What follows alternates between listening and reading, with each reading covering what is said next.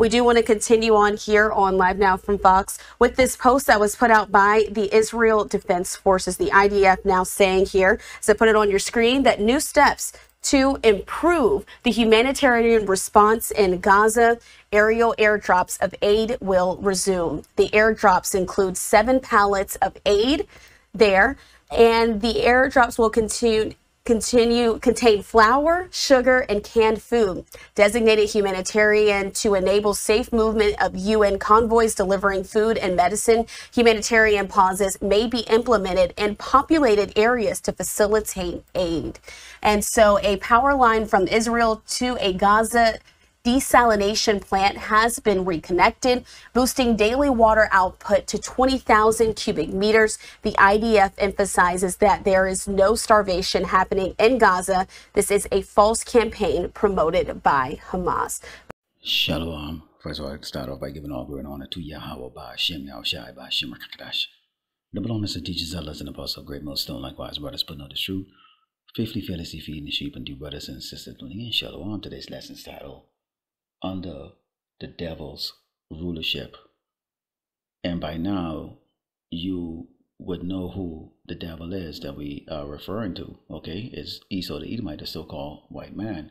Now, the first thing that you notice about that video clip there is the denial from Esau, okay? Really, they're a subcomponent, okay, or sub-tribe of Esau, okay? The Amalekites, okay, or Amalek. Okay, the so-called Jewish people here on this earth, the ones that have that country over there, okay, that they call the State of Israel, okay, which was a corporate formation in 1948.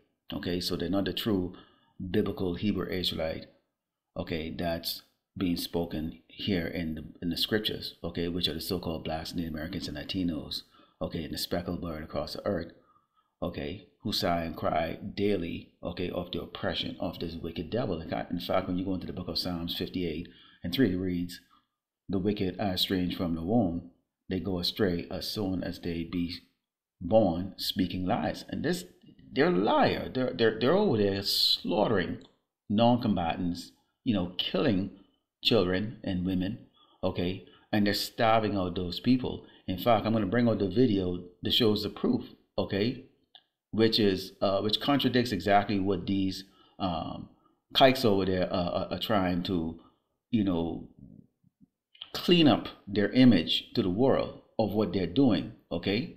Keep in mind that Netanyahu, okay, is using their pillaging and their destruction on these people, okay? He's saying that it's their, you could say, biblical rights to do this, okay? But we know who they really are, okay? Let's go into the book of Jeremiah 50 and verse 31, because how they deny what they're doing is similar to how they deny what they've done to the children of Israel. This is why you hear these Edomites say slavery was something that we wanted to do, that we sold each other into slavery, okay, that we liked being under their subjection. And this is the reason why you're hearing this roar of make America white again or make America great again. And you're seeing the emboldenment of these people. Okay, this is Jeremiah 50 and starting verse 31. It reads, behold, I am against thee, O thou most proud, said the Lord God of hosts. For thy day is come, that the time that I will visit thee, and the most proud shall stumble and fall, and none shall raise him up. And I will kindle a fire in the cities, and it shall devour all round about him. So we always prophesy about the destruction of Great Babylon, America, the destruction of the Edomite wicked kingdom. Thus said the Lord of hosts, Yahweh Ba'Shem Yahushai, the children of Israel and the children of Judah, northern and southern kingdom, okay, were pressed together, and all that took them captives held them fast. They refused to let them go. And anyone want to deny that took place and that have taken place and that is taking place right now, look into the headlines. See, Esau will deny that this actually happened right here, okay? The slavery, and this isn't only to the so-called blacks, okay? This was happening down in South America to our northern tribe brothers and sisters down there, okay? We know what they did with the indigenous Indians here, okay? The tribe of Gad, wiped them out with disease, okay, trick them into surrendering, pretend to be their friends, okay? And today, even in 2025, we are under the subjection and the oppression of Esau. And this is why you're hearing about the internment camps. Okay, Alligator, Alcatraz. Okay, you have a wicked Lord that is smiling in the camera every single day, talking about he's building these internment camps of whole people that don't belong here in Great Babylon, America. So these are the people that the Lord, Yahweh Shema Shai, has set in charge. In fact, when we go into the book of Daniel, you will get proof of this.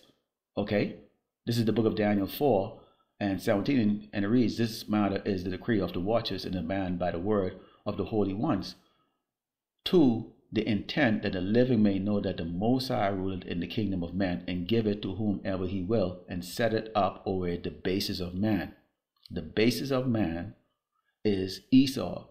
Esau is the devil. When you look at the word devil, okay, in the online etymology dictionary, okay, it reads Old English Diaphol, a devil, a subordinate evil spirit afflicting humans.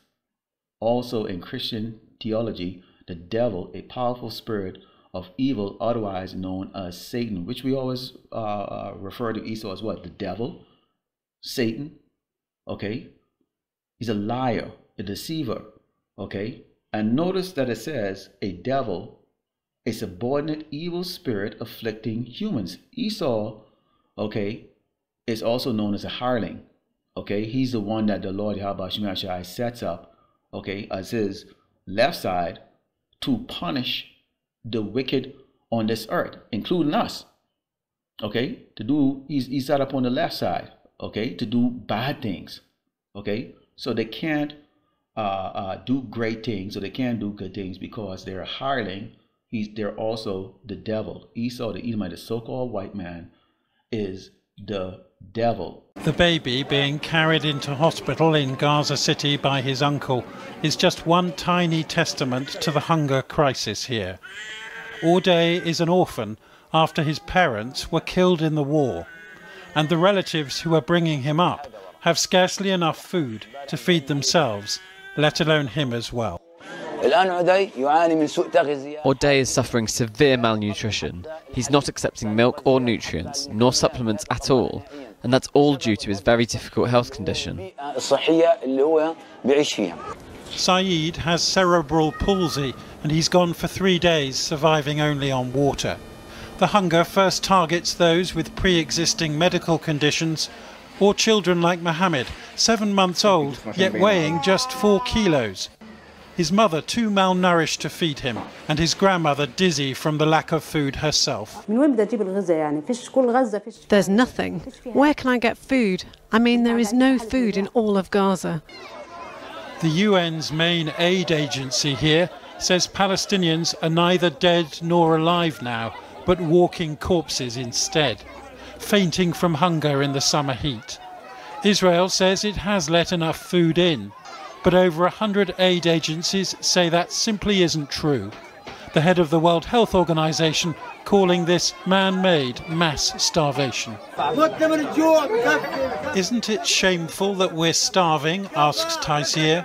I want to get breakfast for my children. I've got 22 people to take care of, including the injured. Then there are the orphans. Enough is enough. Even aid agency workers are not eating in order to feed what there is to their children first. Our staff is trying to take care of their casualties without having eaten as well. So this is a really pressing situation, scenario, and it needs to end. I think people are at the end of the rope. It's hard to continue to go on day after day. I don't know how they've done it up to this point. Before you share the details with these people, you need to understand who they are. So let me show you a short clip here, okay, in regarding these, okay, Ishmaelites, okay, the Arabs, all right? Because you've probably had some experience with them where they look at you, you know, cross-eye, or been very rude to you when you go to their establishments, such as 7-Eleven or to their gas station, okay, or the businesses that they set up in Jake's neighborhood, and you see how they treat us. So these are not innocent, okay, people here, okay? Let me show you a short clip, and then I'm going to read a scripture for you. A very important yet often unnoticed cornerstone was the Arab slave trade.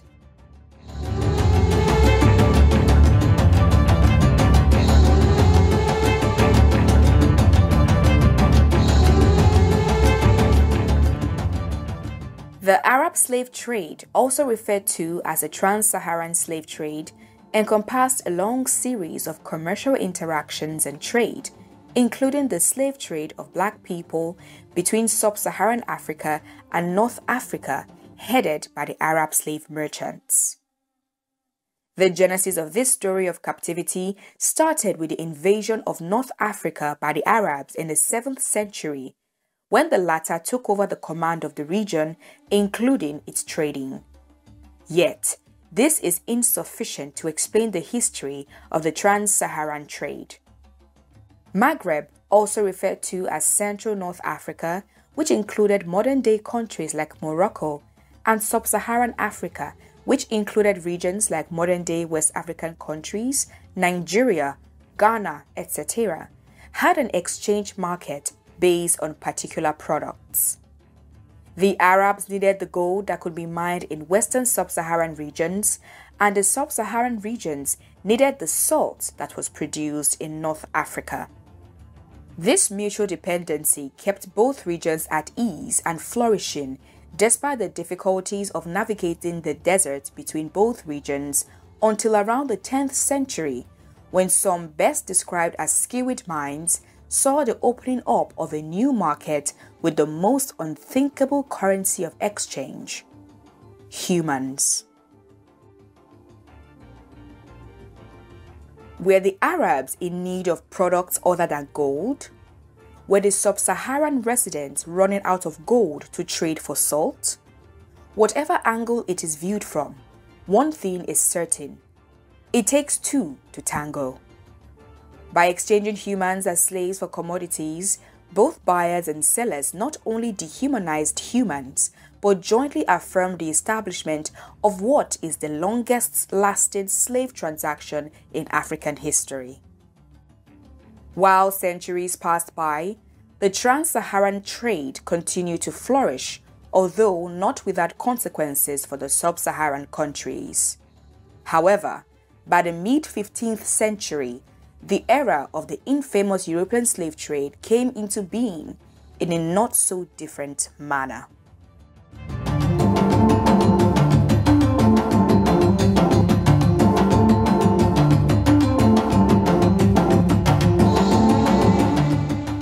The European slave trade, also known as the transatlantic slave trade, describes a series of events involving the trading of enslaved Africans to European nationalities. Similar to the foundation of the commercial interaction between North and Sub-Saharan Africa, it is most probable that gold, amongst other mineral resources, drew the Europeans' attention to West Africa.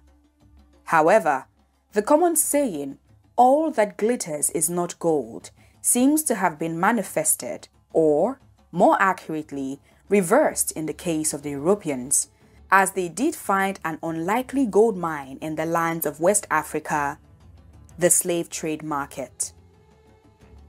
While it is true that slavery and slave trade practices existed in Africa before the Europeans landed on the continent's soil, it is also true that slave traders and slave trade practices grew with the advent of the Europeans. After all, if the demand is high, a corresponding supply is to be expected. And as you saw in that short clip, they were part, okay, of the slave trade. Now you say, well, it was a sub-Sahara or trans-sub-Sahara slave trade. When you go into the book of Deuteronomy 28, okay, let's just take a look at this. Deuteronomy 28 and 64, it tells you that we were scattered amongst the nations. And how were we scattered? We were scattered through this slave trade that you see going on here. Keep in mind that we ran into the corridors of Africa, okay, when Jerusalem was burnt down. We escaped. But we can escape the judgments. It says, this is Deuteronomy 28 and 64, it reads, "And the Lord, Yahweh Shemashai, shall scatter thee among all people from the one end of the earth, even unto the other, and there thou shalt serve other gods, which neither thou nor thy fathers have known, even wood and stone. This is why our people, when they're in these other nations, okay, will serve those nations' gods. They would, dress like them, speak like them, okay? Because the Lord of Yahweh Shemashai has scattered us. So this is how we were scattered. We were scattered over here, okay, through the transatlantic slave trade by the Europeans, okay? Simultaneously going on at the same time, you had the Arab slave trade. Look at the characters. Look at the people. Who's being carried across the Sahara Desert, okay, by led by camels. Yeah, that's us. Okay, so these people are not by any means innocent. Okay, and we have our own problems. Okay, as a tribe of Israel here in Great Babylon, America, okay, to worry about. And our brothers and sisters that are across the earth in these other nations, they're not getting any peace either. They're getting afflicted also too. They're looked upon. They're living in poverty. Okay.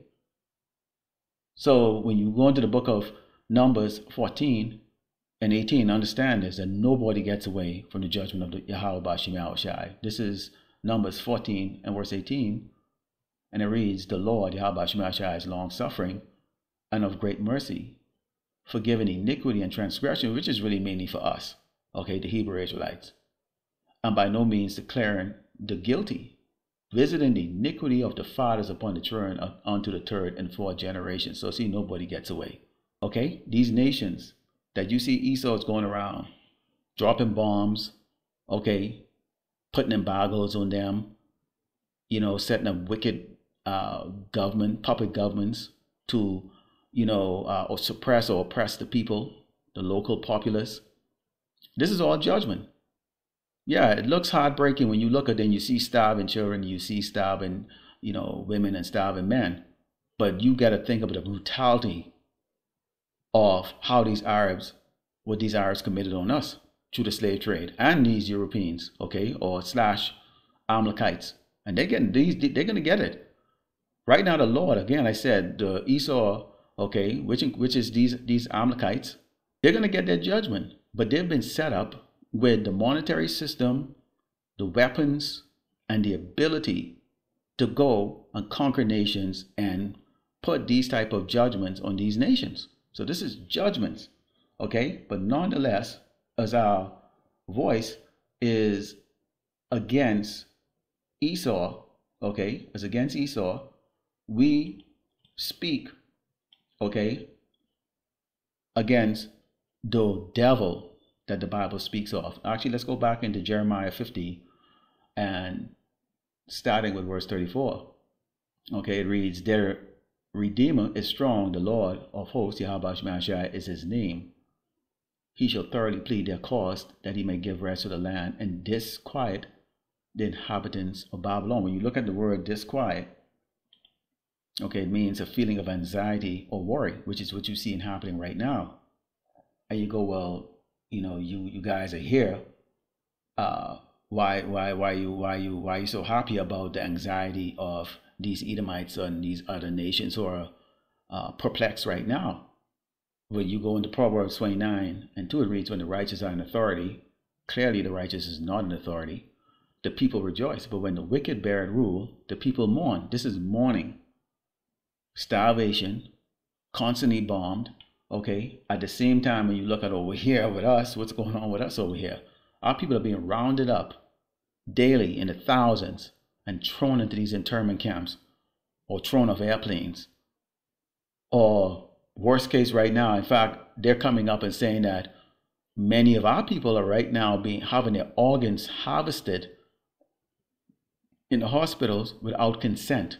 That the people are still alive. Our people are still alive under anesthesia when the organs are being harvested.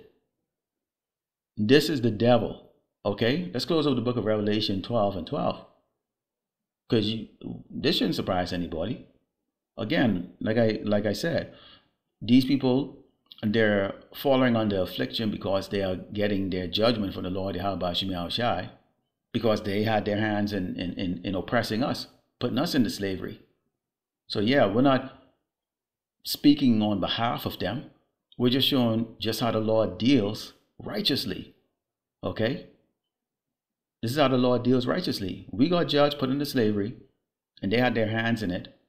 And now they're getting their judgment like that. So I shed no tears for their asses. I don't care how many of them starve. Okay? Because they don't understand this, but we do. Revelation 12:12. Therefore rejoice ye heavens. That's us. And ye that dwell in them. We are dwelling in it because we know, we see there's an end. Okay? There's a couple more things that happen. You know, you have the MOTB, the mark of the beast. World War III to begin, when Yahushua would break through the clouds. Okay? And defeat Esau, the Edomite, the so-called white man, which is Amalek, okay, and the nations on this earth, and set up the righteous kingdom, okay. We know that, so we are rejoicing in knowing that there's some more affliction for us to go through, but in the end, we will be victorious. Woe to the inhabitants of the earth, the people that continuously want to see things go as it is. They hoping the devil would ease up on them, but it's not. And of the sea, for the devil, Esau the Edomite, the so-called white man, Amalek, the fake Jews, the people that owns all the corporations on the earth, all the money, all the Bitcoin, all of the petrodollar, yeah, you name it, they own all the resources. For the devil is come down unto you having great wrath. He's angry because he knows that he had but a short time. He knows that the Negroes, Hispanic, Latinos, a Native American that he is oppressed, that he's continuously oppressing, that he's chasing down, thrown into internment camps, okay, are going to be the people that's going to rule over his ass. And they don't like it. So they're pissed the hell off. And this is nothing more than the wrath of the devil that you're seeing here. So Lord willing, the elect was edified to close out by giving all glory and honor to Yahweh by Hashem, Yahushua by Hashem, Rakakadash. Shalom.